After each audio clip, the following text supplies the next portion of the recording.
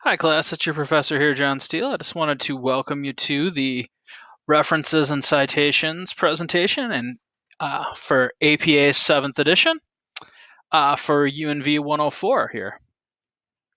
So the first thing, I think one of the most important things for students to understand is the purpose of in-text and reference citations, okay?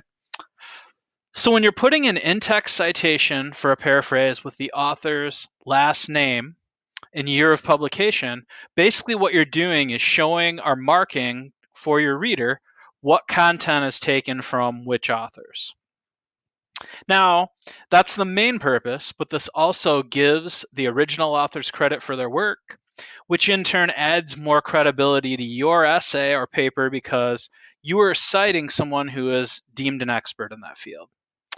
Okay, so the reference citations, the purpose of those is to allow your reader full access to your references and your research. Okay, so you should never have an in-text citation without a corresponding reference citation or a reference citation without a corresponding in-text citation. They go hand in hand. And this is very important because a lot of times students will, they may be reading an article, for example, by Smith. Smith will cite someone else in his article, Davis, and they'll paraphrase that, and then they'll cite Davis instead of Smith. You only want to cite the actual references that you are using because your reader then can go to that reference if they want, find the content that you cited, and then they will see, oh, okay, you know, Smith was actually citing Davis. And then from that article, if they access the article, they could find the original work, okay? So your references and citations always need to correlate to one another and match up. It also gives the original authors credit for their work, and it organizes the full references on your reference page, making them easy for your reader to locate. Okay, so that's kind of the purpose. The in-text citation marks what content came from where. The reference citation allows your reader full access of it. So in-text citations, now there's two ways you can do in-text citations. You can do a parenthetical citation, which is where the citation's included at the end of the sentence. That's paraphrased with the author's last name and year of publication, or you can embed them in the content.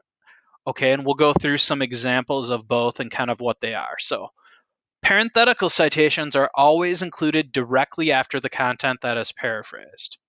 They're included in parentheses with the author's last name or names and the year of publication.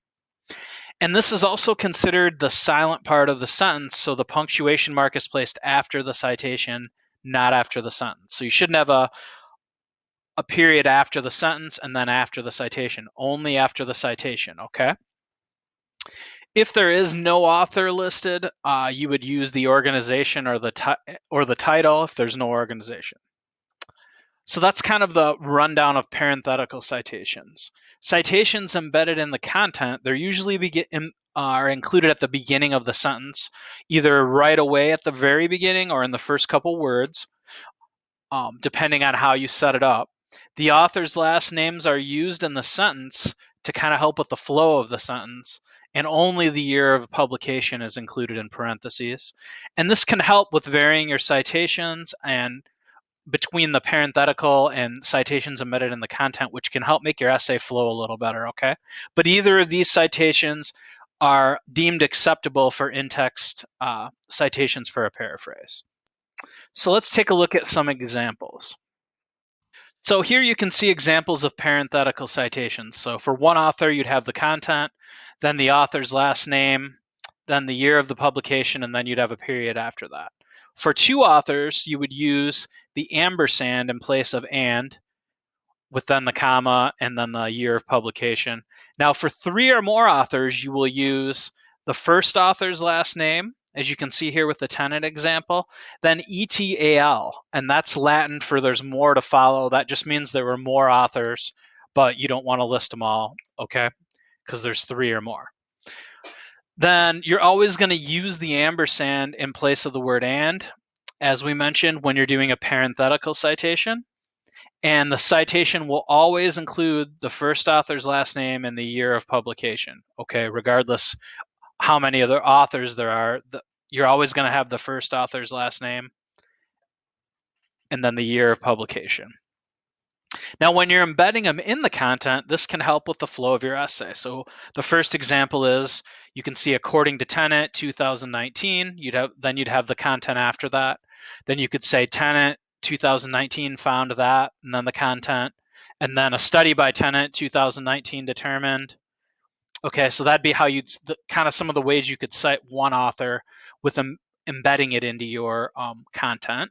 Then with two authors, you use the and now, not the ampersand, because it's proper grammatical English since you're using it in the context of the sentence. So you could say, tenant in closing 2019 found, a study by tenant, ETAL 2019 found, and that would be for three or more authors. So for three or more authors, you'd use the ETAL, okay? And like I said, now you would use the word and because you're citing in the context of the sentence. So it would be just regular grammatical English. Okay. Now we're going to kind of go on to some quick tips for your reference page.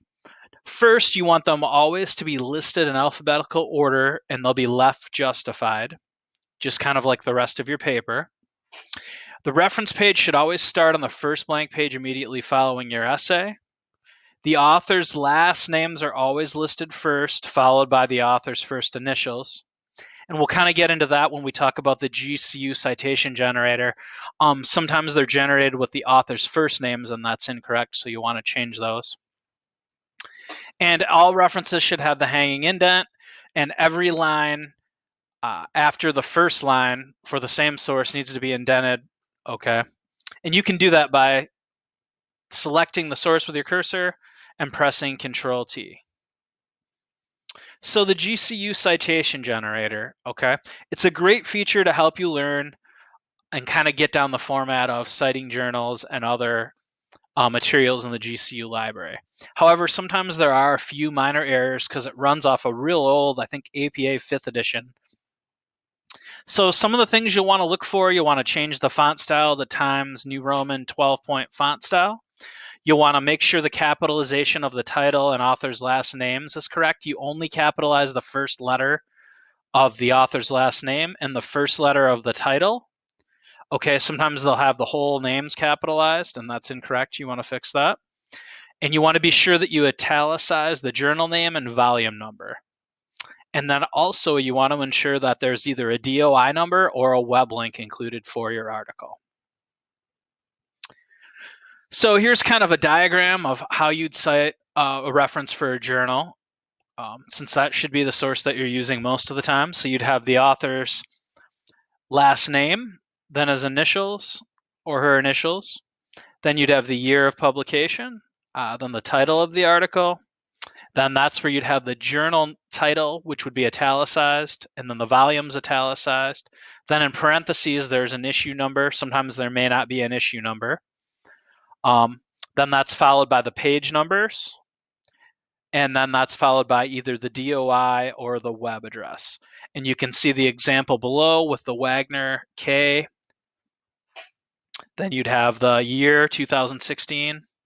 Then you'd only capitalize the first letter of the title for the new APA. And then also capitalize if there's a second part to the title. Sometimes there'll be a colon. And then another part, you'd capitalize the first letter as this was here. And then you'd italicize. So you can see Psychiatric Times is italicized and the volume number is italicized. And then the issue number would be in parentheses and it is not italicized. It looks like this might have been. And then you want to include the page numbers so then the reader can see page numbers 26 to 28. And retrieved from you can include, but you don't have to include retrieved from in the new APA. You just want to make sure that you have the link or the DOI number listed there. Now, direct quotes, you want to use direct quotes sparingly, if at all. The citation is the exact same, except you include the page number in it, as you can see here with Smith 2020, page 16, and you'd include quotation marks around that direct quote. Now, the reason the page number is included is it allows the reader to find the exact content that they, because basically, it was content that you quoted word for word, so they should be able to find that in the original text. Try not to include more than one short, less than 40 words direct quote. Because remember, you mostly almost always want to paraphrase, because paraphrasing demonstrates your ability to synthesize, comprehend, understand the material, and then your citation adds a whole nother level of credibility to your essay, because you're showing, I'm not saying this, I got this from this credible scholarly source who's an expert in this field. All right. Your essay is supported with a citation because that shows your research and supports your position while also giving the original author credit for their work. And then every source should be listed on your reference page and vice versa and cited in text. So you shouldn't have an in-text citation without a reference citation or a reference citation without an in-text citation. And here's some more information for you. You can click on any of these links or find any of these links at thelibraryguides.com, but there's reference examples, in-text citation examples, what's new with APA formatting, and a guide to APA formatting to help with, and then there's also the templates. If you have any questions or anything like that, please don't hesitate to contact me. Take care. God bless.